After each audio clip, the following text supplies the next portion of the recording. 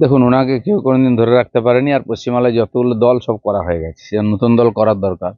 কিন্তু আমার যেটা মনে হচ্ছে, উনি এতদিন যেসব ডায়লগ দিতেন, এটা খালি ওনার ইচ্ছার নয়, টিএমসিও চাইতো। যেদিকে পশ্চিমবাংলার পরিস্থিতি যাচ্ছে, এবারে 26-এ যদি কোনো মুসলিম উপমুখ্যমন্ত্রী হয়, অবাক হওয়ার কিছু নেই। এবং এই যে আইএসএফ বা আরেকটা দলের কথা উঠছে, 100টা মুসলিম সিট জেতার মতো পরিস্থিতি আছে। আজকে নতুন দল হবে মুসলিমদের, তারা ডিমান্ড করবে যে আমাদের উপমুখ্যমন্ত্রী চাই। আর পরের বারে বলবে যে মুখ্যমন্ত্রী করবে মুসলিমকে, তাকে আমরা সাপোর্ট করব। সেই পরিস্থিতির দিকে এগুলো যোজনাবদ্ধভাবে এগোচ্ছে। মমতা ব্যানার্জি সব জানেন।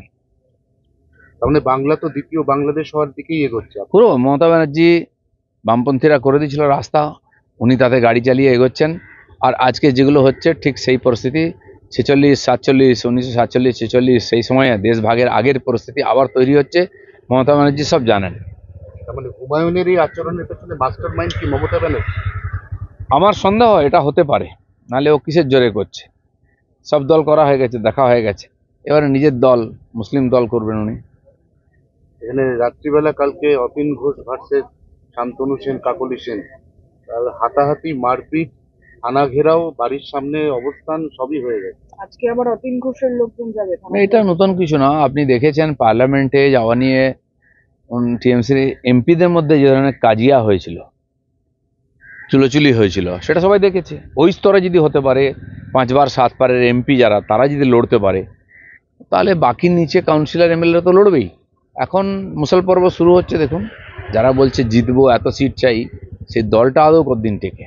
ইন্ডিয়া জোটের বিহারে শরিক তামিলনাড়ু, সেখানে বাঙালি পরিযায়ী শ্রমিক হেনস্থা, মুর্শিদাবাদের পরিযায়ী শ্রমিক, মুর্শিদাবাদের আমি বাসিন্দা। আবার বলছি, মুর্শিদাবাদের নাম করে যারা যাচ্ছে বেশিরভাগই বাংলাদেশি।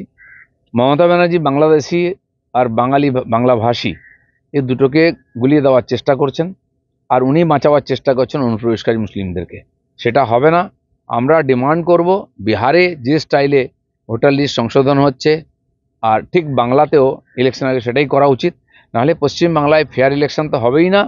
এই যারা বাংলাদেশি প্রায় 40-50 লক্ষ ভোটার আছে, তাদেরকে আলাদা করা সম্ভব নয়।